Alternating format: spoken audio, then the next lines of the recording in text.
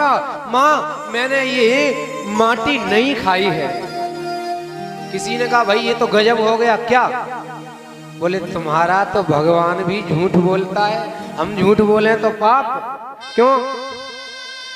जब कन्हैया ने मुंह में मिट्टी रख रखी है तो फिर कन्हैया क्यों कह रहे हैं कि मैंने मिट्टी नहीं रखी है, मैंने नहीं खाई है मिट्टी? एक कवि कहता है कि मानो भगवान ये दर्शा रहे हो क्या कि माँ ये जो मैं खा रहा हूं ये मिट्टी नहीं है, ये भारत भूमि की मिट्टी मिट्टी नहीं है। कवियों ने इसको क्या कहा है? चंदन है इस देश की माटी। माँ ये माटी नहीं है, ये क्या है? बोले ये चंदन है। तपो भूमि हर ग्राम है। ना जाने आज हम जहाँ कथा सुन रहे हैं यहाँ पर कौन सा साधु किस युग में बैठा बैठा तपस्या करता रहा होगा। ये संतों की धरती है। चंदन है इस देश की माटी, तपो भूमि हर ग्राम है। देश की कन्या कन्या सीता और बच्चा बच्चा राम है। इस देश की जो माटी है वो कैसी है? चंदन है। दुनिया में किसी भी देश को महाराज माता नहीं कहा गया। ऐसा भारत देश जहां जन्म लेने के लिए देवता भी तरसते हैं।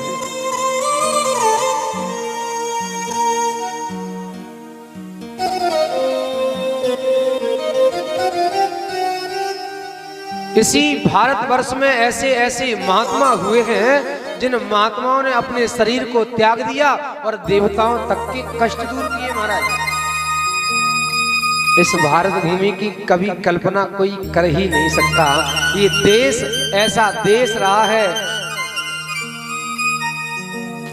इसी भारत देश में एक समय स्त्रियों को देवी कहा जाता था।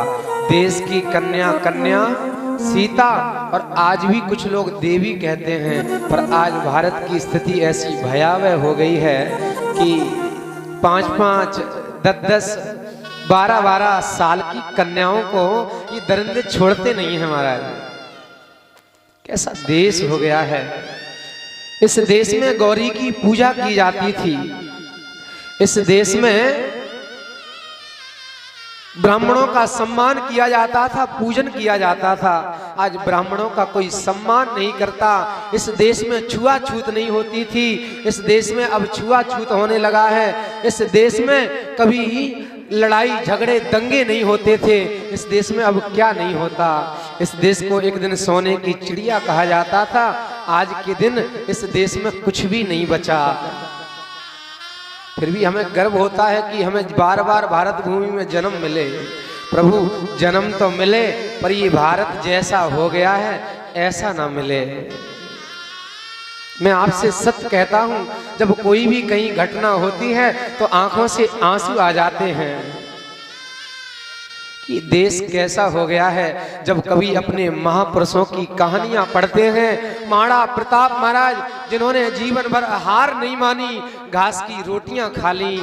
आज के समय पर आप युवाओं को देख लो,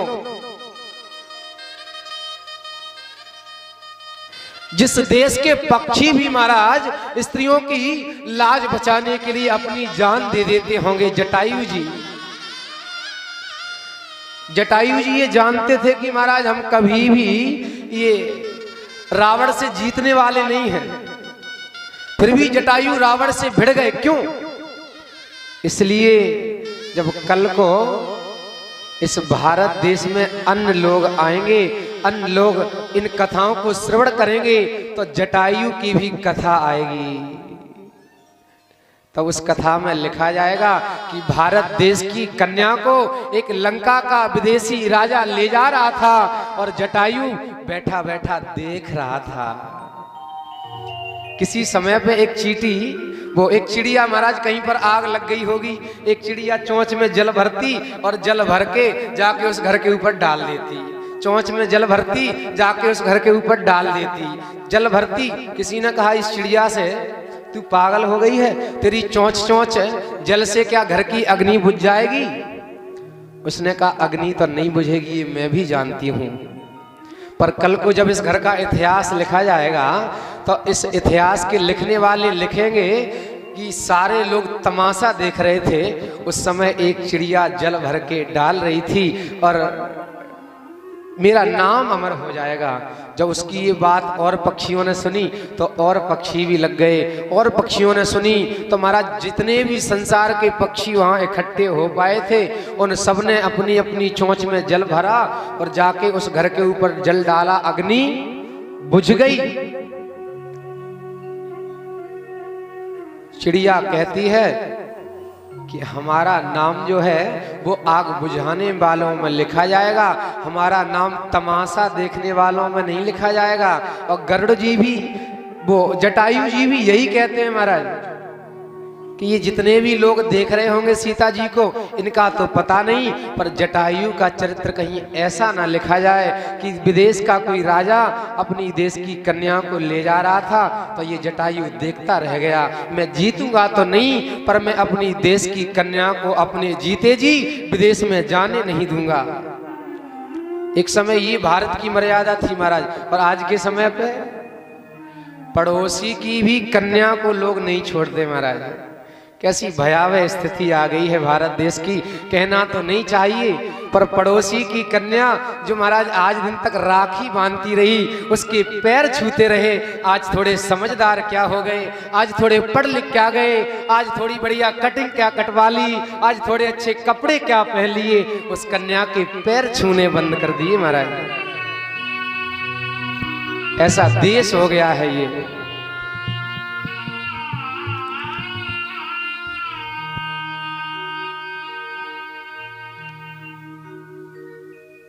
चंदन है इस देश की माटी,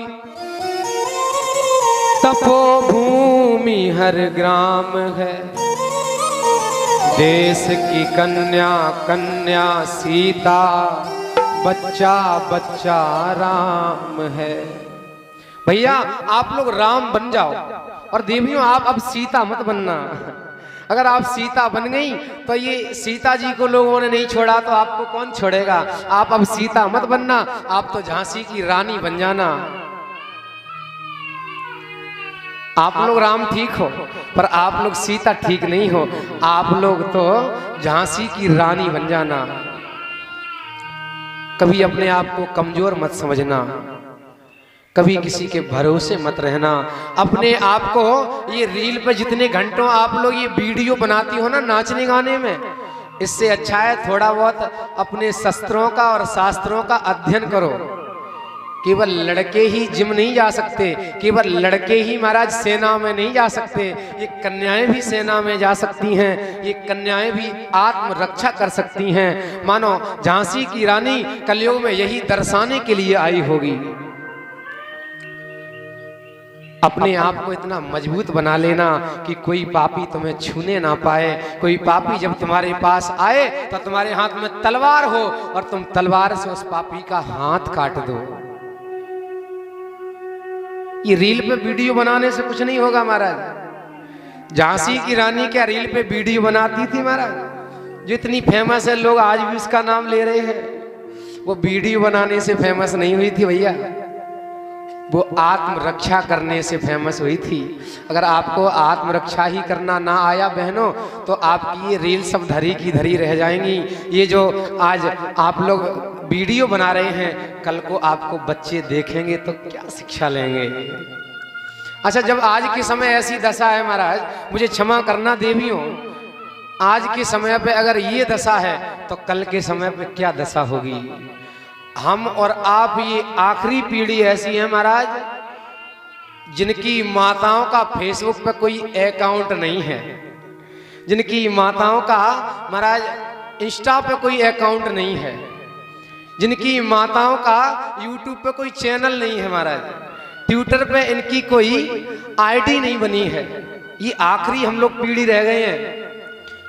इसके बाद तो एक कवि लिखता है, आने वाली पीढ़ी माँ का आने वाली पीढ़ी माँ का आंचल कहाँ से पाएगी, जीन्स पहनने वाली मैया और ये आंचल कहाँ से लाएगी। मैं सत्य कहता हूं बहनों, अपने आप को ये नए जमाने में मत ढालना। अपनी माँ को देखो, तुम्हारी माँ अनपढ़ होगी पर तुम्हारी माँ ने संस्कार नहीं छोड़े होंगे। तुम लोग भी संस्कार मत छोड़ना देवियों। और भैया लोग आप भी, आप राम जी की कथा सुनने के लिए आते हैं, भागवत की कथा सुनने को आते हैं, तो उसको अपने ऊपर जरूर धारण करना। मानो भगवान आज मैया को ये दिखा रहे हो, मैया मैं जो ये मिट्टी खा रहा हूँ ये कोई साधारण मिट्टी नहीं है। कैसी मिट्टी है? ये ब्रज की रज है। और ब्रज में तो महाराज मिट्टी कहते ही नहीं। हमारे गुरुजी के जो बर्तन है ना, अच्छा मैं जब शुरू में गया था तो मैं तो कहता था कि गुरुजी के बर्तन मिट्टी के हैं, मिट्टी के हैं। पर गुरुजी ने कहा लाला ऐसे नहीं कहते, ये मिट्टी नहीं है, इसको कहते हैं रज है। ये कभी कभार आश्रम का फर्श गंदा होता है ना, तो वहाँ ये नहीं कहते कि ये फर्श पे मिट्टी चढ़ गई है, कहते हैं कि फर्श पे रज चढ़ गई है। ब्रज की रज है महाराज। और ब्रज की रज कैसी है? रमण रेती आप लोग गए होंगे, जहाँ ठाकुर जी ने रमण किया है, ठाकुर जी जहाँ खेले हैं उस मिट्टी में आज भी लोग खेलते हैं। ऐसी ब्रज की रज एक कवि तो लिखता है, नंद भवन में उड़े रही धूल और धूल मोहे प्यारी लगे। नंद भवन में उड़े रही धूल, धूल मोहे प्यारी लगे। भवन में उड़े रही धूल, धूल मोहे प्यारी लगे। नंद भवन में उड़े रही धूल, धूल मोहे प्यारी लगे। जय हो। दोनों हाथ उठा के तालियां बजाएं सभी लोग।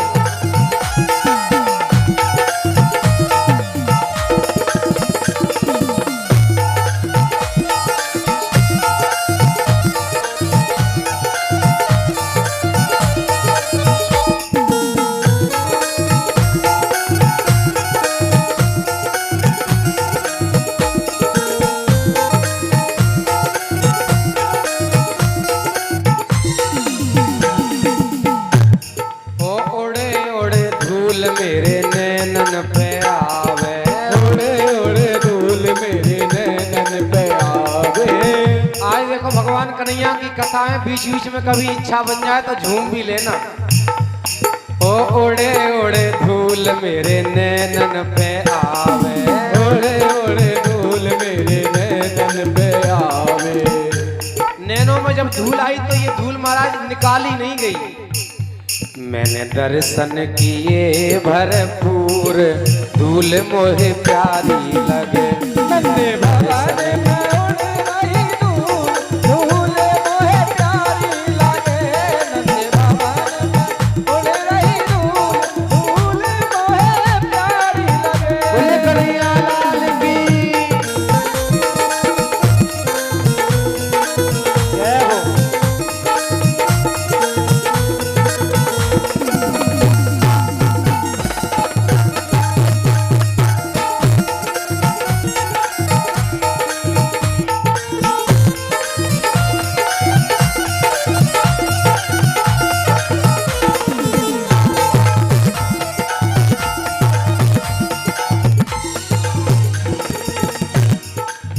उड़े उड़े धूल मेरे माथे पे आवे, उड़े उड़े धूल मेरे माथे पे आवे। ओ उड़े उड़े धूल मेरे माथे पे आवे, उड़े उड़े धूल मेरे माथे पे आवे। मैंने तिलक लगाए भरपूर। अच्छा ब्रज में महाराज ब्रज की रज से ही सब लोग तिलक लगाते हैं। और मेरा तो ऐसा सौभाग्य रहा कि मैं स्वामी जी की समाधि से निधिवन से रज लेके आया था। अब वो क्या बताएं कि ज़्यादा सामान होने के कारण कुछ कुछ छूट जाता है, तब मेरी रज छूट गई। ये पंडित जी का चंदन है जो हमने लगा लिया सफ़ेद सफ़ेद, नहीं तो मैं काला ही ब्रज की रज का तिलक लगाता हूँ। ओ ओड़े ओड़े धूल मेरे माथे पे आवे, ओड़े ओड़े धूल मेरे माथे पे आवे। मैंने तिलक लगाए भरपूर, धूल मोहे प्यारी लगे। मैंने भला में उड़े रही धूल, धूल मोहे प्यारी लगे। नंद बाबा में उड़े रही धूल, धूल मोहे प्यारी लगे।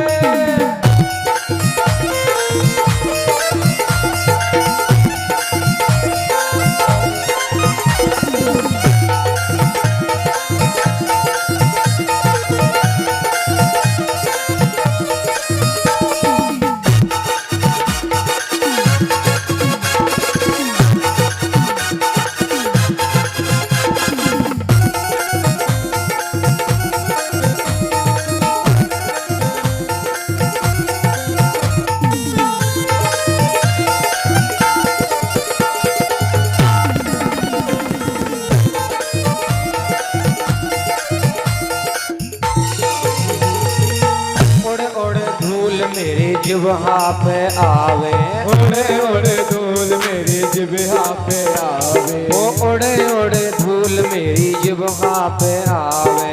ओड़े ओड़े धूल मेरी जिह्वा पे आवे।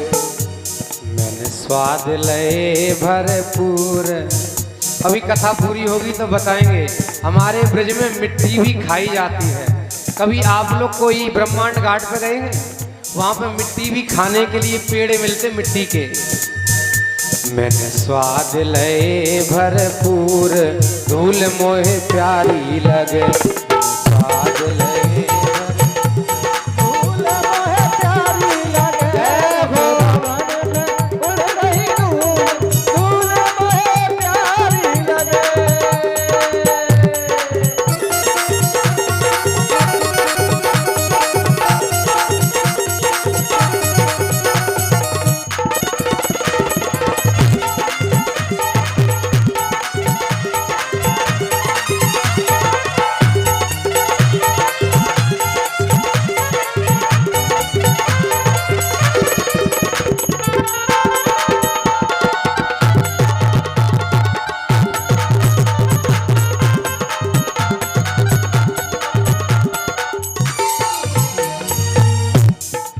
ओड़े ओड़े धूल मेरे कमर पे आवे।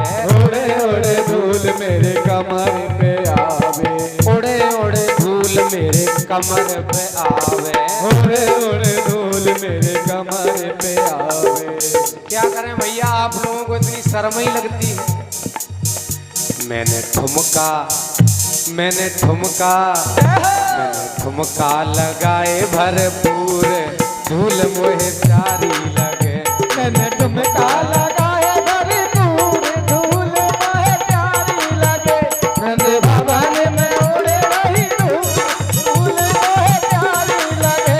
भवन में उड़े रही धूल, धूल मोहे प्यारी लगे।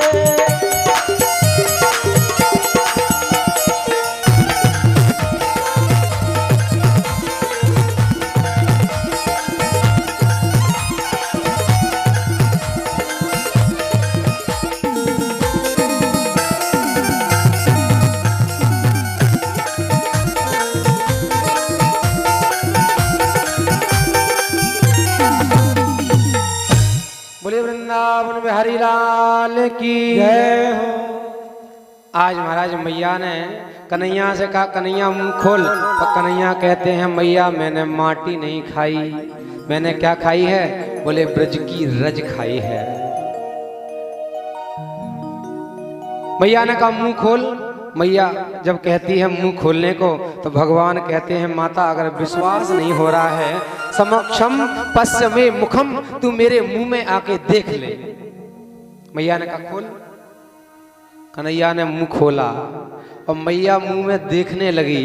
और जैसे ही मैया ने मुंह में देखा, मैया आश्चर्यचकित हो गई महाराज। भगवान कन्हैया के मुंह में आज मिट्टी दांत और हमारा जीभ नहीं दिखाई दी मैया को। आज मैया को कन्हैया के मुख में चराचर जगत दिखाई दे रहा है, सुमेरु पर्वत दिखाई दे रहा है, हिमाचल पर्वत दिखाई दे रहा है, कैलाश पर्वत दिखाई दे रहा है। आज नवग्रह भगवान के मुख में दिखाई दे रहे हैं, अनेकों अनेक ब्रह्मांड दिखाई दे रहे हैं, सूर्य दिखाई दे रहा है, चांद दिखाई दे रहा है, उत्तराखंड दिखाई दे रहा है, बड़े बड़े पेड़ दिखाई दे रहे हैं। आह, जैसे ही मैया ने देखा, मैया तो गिरी धड़ाम से बेहोश हो गई महाराज। मैया गिरी धड़ाम से, जैसे ही गिरी वैसे ही कन्हैया, अब बोल तो पाते नहीं हैं, कन्हैया मैया से इशारा कर रहे हैं, मैया। मैया पड़ी। अब कन्हैया ने कहा, हमने पहले ही कहा था मैया, मैंने कुछ नहीं खाया, मत देखो मत देखो। नहीं मानी तुम।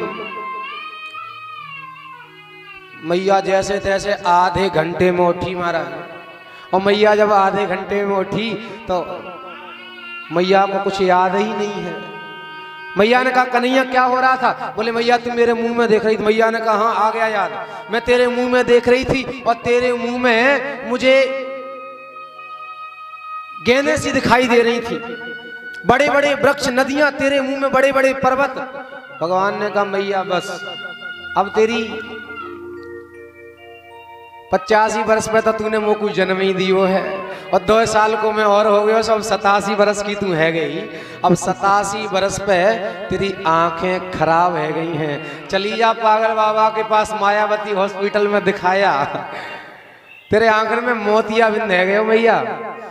अब मैया बेचारी भोरी भारी ब्रजवासी है। मैया ने कहा, हाँ लाला ये बात तो सही है कि बुढ़ापे की वजह से लगता है मेरी आंखें धोखा खा गई। अच्छा अब दिखा कन्हैया। कन्हैया ने कहा, बस हो गया, एक बार मुंह दिखाया तब तो तू उठी है जैसे तैसे। आधे घंटे में दोबारा मुंह दिखाया तो फिर जाने क्या होगा। भगवान ने मैया को जितना भी मैया ने देखा था सब विस्मय करवा दिया। मैया ने कन्हैया को गोद में लिया और मैया ने कन्हैया को जाकर के पालने में लिटा दिया। और जिस जगह पे भगवान ने मैया को ब्रह्मांड दिखाया था अपने मुख में, उस जगह का नाम पड़ गया ब्रह्मांड घाट। आज भी आप लोग गोकुल जाएंगे तो ब्रह्मांड घाट का दर्शन होता है। वहाँ पर मिट्टी के पेड़े मिलते हैं महाराज, उनको चाहो तो आप स्वरूप भी बना सकते हो और चाहो तो उनको खा भी सकते हो। कोई गए हैं ब्रह्मांड घाट? हाथ उठाना। माताएं आप लोग नहीं गई? चलो ठीक है, जो भी गए हैं सो सब ठीक है। कथा सुन ली, यही ब्रह्मांडी घाट है महाराज। ब्रह्म की कथा चल रही है तो आइए, भगवान ऐसी ब्रज में लीलाएं कर रहे हैं। थोड़े भगवान बड़े हुए तो एक दिन भगवान जब ज्यादा ही बोलने चालने लगे तो भगवान ने चंदा को देखा। शाम का समय है और भगवान चंदा को देख करके मैया से कह रहे हैं, माँ मैया। मैया ने कहा, हाँ।